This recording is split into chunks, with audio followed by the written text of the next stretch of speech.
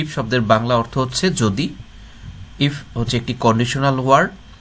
ছোট্ট একটি উদাহরণের মাধ্যমে আমি এখানে দেখানোর চেষ্টা করেছি। আপনারা স্ক্রিনে হয়তো দেখতে পাচ্ছেন সবাই, if the weather is good I will go to shopping, যার বাংলা অর্থ হচ্ছে যদি আবহাওয়া ভালো থাকে, যদি আবহাওয়া ভালো থাকে I will go to shopping, আমি শপিংয়ে যাব। তো এখানে ইফ একটি কন্ডিশনাল ওয়ার্ড যেটি মিন করতেছে আবহাওয়া ভালো থাকলে শপিংয়ে যাব। আর যদি আবহাওয়া ভালো না থাকে, এলস, যদি আবহাওয়া ভালো না থাকে তাহলে কি হবে দেখি। আমি গুডের জায়গায় ব্যাড লিখে দিচ্ছি।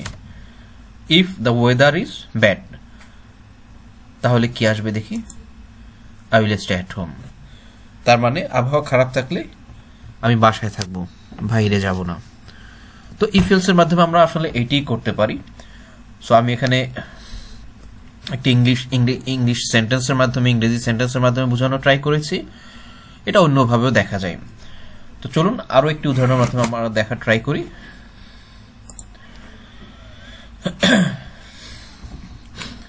এখানে আমি একজন স্টুডেন্টের রেজাল্ট শিট তৈরি করার, ইফ এলসের মাধ্যমে রেজাল্ট শিট কিভাবে তৈরি করা যায় সেটি দেখানো ট্রাই করছি। প্রথমে আপনারা দেখতে পাচ্ছেন কিছু মার্কসের রেঞ্জ দেয়া আছে এবং সেই রেঞ্জ অনুযায়ী গ্রেড দেয়া আছে। কেউ যদি 0 থেকে 49 এর ভিতরে নাম্বার পায় তাহলে সে এফ গ্রেড মানে ফেইল। কেউ যদি 50 থেকে 59 নাম্বার পায় তাহলে সে বি গ্রেড। 60 থেকে 69 নাম্বার পায় তাহলে এ মাইনাস। 70 থেকে 79 এ গ্রেড। 80 থেকে 100 এ প্লাস। তো নিচে দেখতে পাচ্ছেন আরিফ নামে একজন স্টুডেন্ট, সে বাংলায় 80 পেয়েছে, তার গ্রেড হচ্ছে এ প্লাস। যদি এই আরিফ ছেলেটি বাংলায় 80 না পেয়ে যদি 70 পেত তাহলে কি তার গ্রেড আসতো? আমাদের এই মার্ক ডিস্ট্রিবিউশন যেটা, গ্রেডিং ডিস্ট্রিবিউশন যেটা, সে অনুযায়ী 70 থেকে 79 হচ্ছে এ গ্রেড। তার মানে আরিফ 70 পেলে তার গ্রেড আসবে এ। ওকে, আরিফ যদি 50 পায় তাহলে তার গ্রেড আসার কথা কোনটি? তার গ্রেড আসার কথা বি গ্রেড। ঠিক আছে, আমরা 50 লিখে দেখি এখানে কি আসে। ওকে, বি গ্রেড। তো আমরা এখন দেখব ইফ এলস এর মাধ্যমে এই জিনিসটি কিভাবে করা যায়। প্রথমে আমরা যে উদাহরণটি দেখেছি সেটি আমরা দেখব, তারপরে যে উদাহরণটি দেখলাম এটিও আমরা দেখব। শুরুতে আমরা প্রথম উদাহরণটি দেখি, এটি আমরা কিভাবে করতে পারি ইফ এলস এর মাধ্যমে এক্সেলে। ওকে,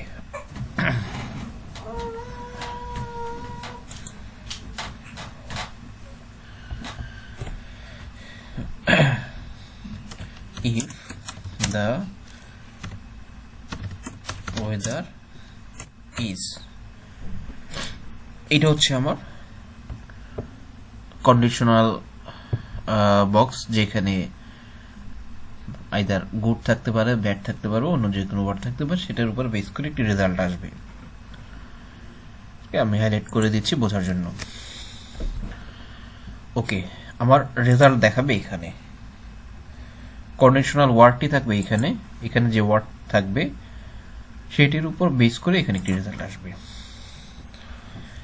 if the weather is good I will go to school. If the weather is bad I will stay at home. আমরা এটা লিখতে যাচ্ছি। ওকে, তাহলে আমরা কিভাবে শুরু করব? শুরুতে আমরা ইকুয়াল ইফ ফার্স্ট ব্র্যাকেট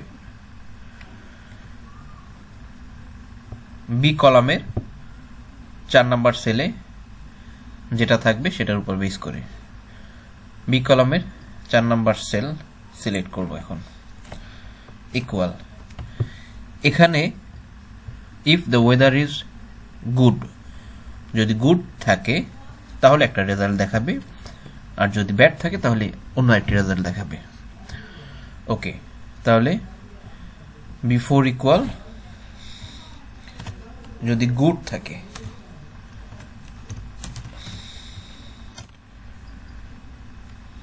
তাহলে রেজাল্ট আসবে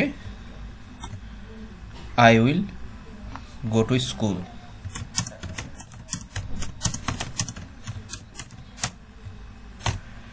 স্কুল যদি গুড না থেকে অন্য কিছু থাকে, অন্য থাকবে সাধারণত ব্যাড, গুড ব্যাড এটাই থাকার কথা স্বাভাবিকভাবে। তো অন্য যেটাই থাকুক, ব্যাড থাকুক বা অন্য যে কোনো শব্দই থাকুক, গুড ছাড়া অন্য যে কোনো শব্দই থাকুক না কেন, তাহলে রেজাল্ট আসবে I will stay at home. তাহলে আমাদের ইফ এলস এর ফর্মুলা কিন্তু শেষ। আমি ফার্স্ট ব্র্যাকেট ক্লোজ করে দিচ্ছি। এখানে ইফ বি ইকুয়াল গুড মানে বিফোর ইকুয়াল গুড মানে বিফোর কলামে যদি গুড থাকে তাহলে আমি রেজাল্ট পাবো C4 কলামে I will go to school.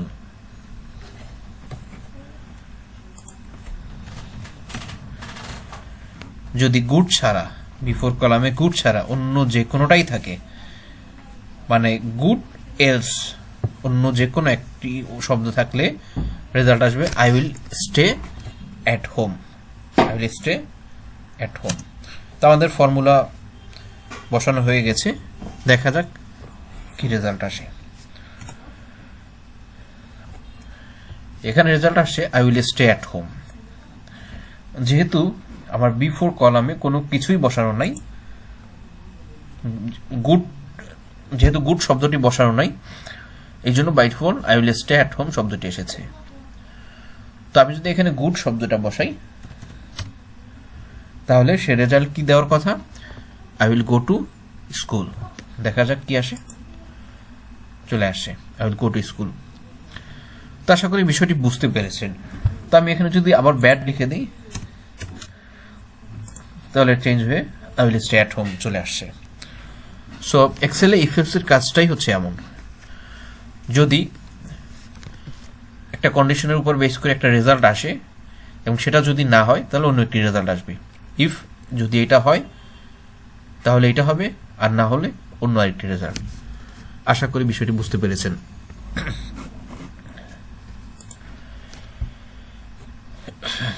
Grading distribution যেটা, সেখানেও একই রকম। কেউ যদি 0 থেকে 49 নাম্বার পায় তাহলে এফ, 50 থেকে 59 নাম্বার পায় তাহলে বি, 60 থেকে 69 নাম্বার পায় তাহলে এ মাইনাস, 70 থেকে 79 পায় তাহলে A grade, 80 to 100 A plus. আমরা আগেই দেখেছি এটি কিভাবে কাজ করে। এখন আমরা ফর্মুলাটি দেখব এটি কিভাবে করা যায় বা কিভাবে করতে হয়। চলুন দেখা যাক সেটি কিভাবে করা যায়। আমি এখান থেকে মুছে ফেলছি। ওকে, এটা হচ্ছে মার্কসের কলাম। এখানে যে মার্কস থাকবে সেটির উপর বেস করে এখানে একটি গ্রেডিং আসবে। ওকে, প্রথমে আমরা ইকুয়াল দিব। ইকুয়াল দেওয়ার পরে B10 এ যে মার্কস থাকবে সেটির উপর বেস করে C10 এ আমরা রেজাল্ট পাবো। ইকুয়াল ইফ যদি B10 is greater than 79 হয়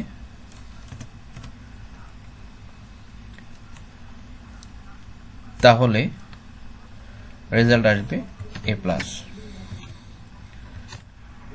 যেটা আমরা এখানে বলে আসছি 80 থেকে 100 এ প্লাস। তো B10 is greater than 79 means হচ্ছে 80, so 80 to 100 A plus. Okay, একটা কন্ডিশন আমাদের লেখা হয়ে গেল। কমা, আবার ইফ লিখব, ফার্স্ট ব্র্যাকেট ইফ, আবার B10 নিব, is greater than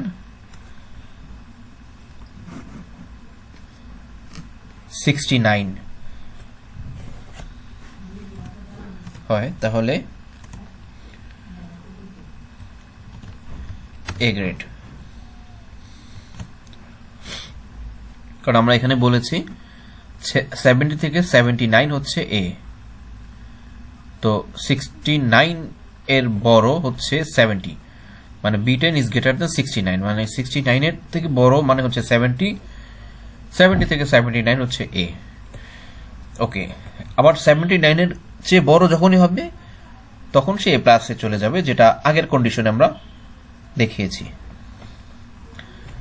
আবার কমা দিব, ইফ ফার্স্ট ব্র্যাকেট আবার B10 যদি গ্রেটার দেন 59 হয় তাহলে এ minus.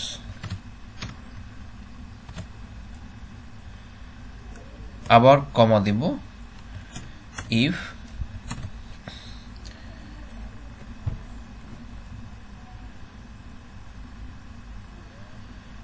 B10 is greater than 49 হয় তাহলে বি।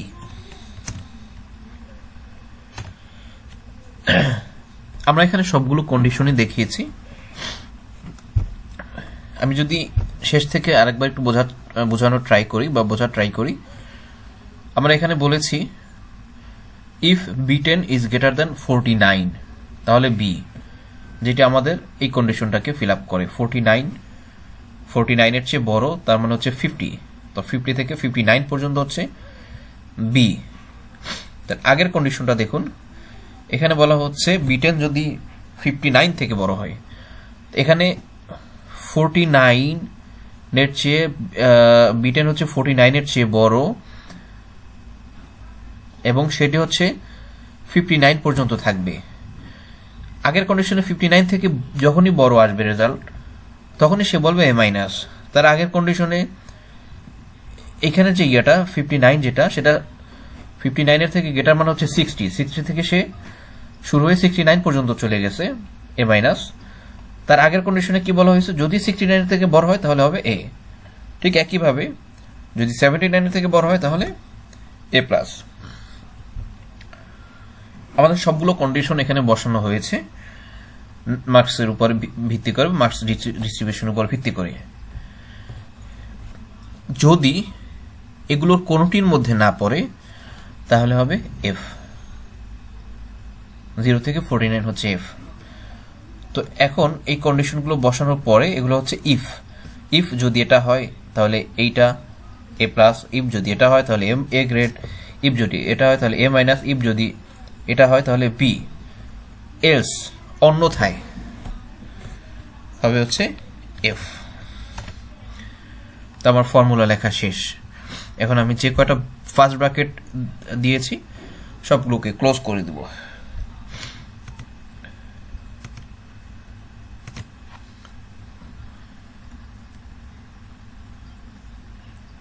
ওকে, ডান।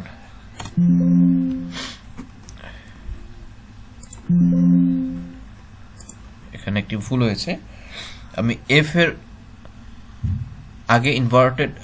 এর আগে যে ইনভার্টেড কমাটি দিতে হচ্ছে সেটি আমি দিইনি।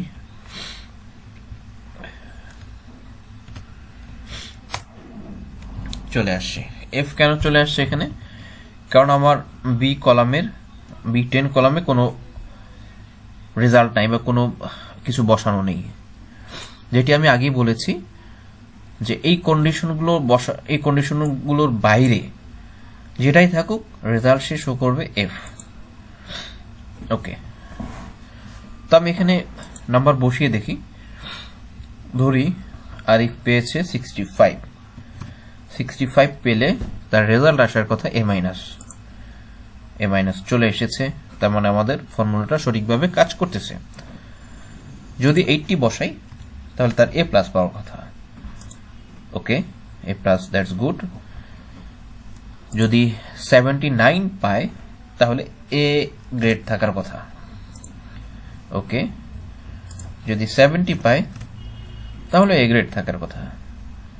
যদি 69 পায় তাহলে তার এ মাইনাস আসার কথা। এ মাইনাস চলে এসেছে। তো আমাদের ফর্মুলাটা সঠিকভাবেই কাজ করেছে। এখানে ছোট্ট আরেকটি বিষয় জানার আছে আমাদের। আমি চাইলে কন্ডিশনগুলো এলোমেলোভাবে বসাইতে পারতাম। যেমন এখানে প্রথমে বসানো হয়েছে B10 ইজ গ্রেটার দেন 79, তারপরে B10 ইজ গ্রেটার দেন 69, মানে আমি বড় যে ভ্যালু সেটি আগে বসিয়েছি বা বড় যে গ্রেড সেটি আগে বসিয়েছি, তারপর ক্রমান্বয়ে ছোটর দিকে চলে গিয়েছি। আমি যদি এলোমেলো বসাইতাম তাহলে কিন্তু এই ফর্মুলাটা কাজ করতো না। কারণ এক্সেল যেভাবে কাজ করে সেটি হচ্ছে ও প্রথমে আগে প্রথম কন্ডিশনটা চেক করবে, যদি সেটি ম্যাচ না করে তাহলে দ্বিতীয় কন্ডিশনে চলে যাবে, যদি সেটি ম্যাচ না করে তাহলে তৃতীয় কন্ডিশনে চলে যাবে। তো এভাবে ক্রমান্বয়ে সে শেষ পর্যন্ত চলে যায়। যখনই কোনো একটি কন্ডিশন ম্যাচিং হয়ে যায় তখন সে থেমে যায়, আর সামনের দিকে যায় না। তো যখনই একজন স্টুডেন্টের ভ্যালু বা মার্কস 79 উপরে চলে আসবে, সে এ প্লাস বসিয়ে দেবে। যদি দেখে ওই ভ্যালুটা 79 থেকে ছোট, তখন সে পরের কন্ডিশনের সাথে চেক করবে। যদি সেটির থেকেও ছোট হয় তাহলে তার পরের কন্ডিশনে যাবে, যদি তার থেকে ছোট হয় তাহলে তার পরের কন্ডিশনে যাবে। এভাবে সে সামনের দিকে আগায়, এবং যখনই সে একটা ম্যাচিং পায় যে না এটার সাথে এটা মিলে গেছে, তখন সে ওই রেজাল্টটা দিয়ে দেয়। তো আমি যদি এই ফর্মুলাটা এলোমেলো ভাবে লিখতাম, ধরুন আমি যদি লিখে ফেলতাম B10 ইজ গ্রেটার দ্যান 69, এর গ্রেড হচ্ছে A, এটা যদি আমি শুরুতে লিখে দিতাম তাহলে সে 80 মার্কসের জন্য A গ্রেডই দেখাইতো, কারণ 80 তো 69 থেকে বড়। আশা করি বিষয়টি বুঝতে পেরেছেন। তো এই ফর্মুলাটা আমরা দেখি র্যান্ডমলি অনেকগুলো স্টুডেন্টের ক্ষেত্রে চেক করে দেখি। অনেকগুলো নাম আমি এখানে আগে থেকে রেখে দিয়েছি, তো এদের জন্য কিছু নাম্বার আমি এখানে র্যান্ডমলি বসানোর ট্রাই করি, দেখি কিরকম রেজাল্ট দেয়। আমি এখানে বসাই একদম শুরু থেকে শেষ পর্যন্ত কিছু র্যান্ডম নাম্বার আমি বসাই।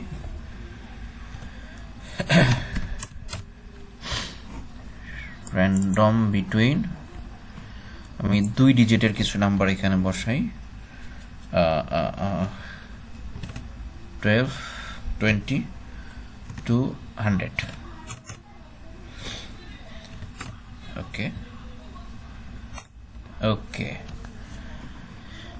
আমি র্যান্ডমলি কিছু নাম্বার বসিয়ে দিলাম। এখন দেখি রেজাল্ট কিরকম আসে বা কিরকম দেখায়। আমি এই ফর্মুলাটা কপি করে সবার জন্য বসিয়ে দিচ্ছি। ওকে, দেখুন আমাদের গ্রেড চার্ট অনুযায়ী যেই নাম্বারের জন্য যে গ্রেড থাকার কথা ঠিক সেভাবে গ্রেড চলে এসেছে। যেমন একজন জেমস 72 নাম্বার পেয়েছে, তার মানে তার গ্রেড হচ্ছে এ গ্রেড। আমাদের গ্রেড চার্ট অনুযায়ী তার এ গ্রেডই পাওয়ার কথা। জন 83 পেয়েছে, তার হচ্ছে এ প্লাস। মাইকেল 31 পেয়েছে, তার গ্রেড হচ্ছে এফ, সে ফেল করেছে। ডেভিড 69 পেয়েছে, তার গ্রেড হচ্ছে এ মাইনাস। উইলিয়াম 36 পেয়েছে, সে ফেল করেছে, তার গ্রেড হচ্ছে এফ। তো আমাদের এই কন্ডিশনাল ফর্মুলাটি সঠিকভাবে পড়েছে সবার জন্য। তো আমরা একটু চেঞ্জ করে দেখি এগুলো কিভাবে চেঞ্জ হয়। ওকে, যেমন জেমস এখন 74 পেয়েছে, তার গ্রেড আসছে এ। জেমস এখন 22 পেয়েছে, তার গ্রেড আসছে এফ। 91 পেয়েছে এখন, তার গ্রেড আসছে এ প্লাস। সো আশা করি বিষয়টি বুঝতে পেরেছেন ইফ এলস ফর্মুলাটি কিভাবে এক্সেলে কাজ করে।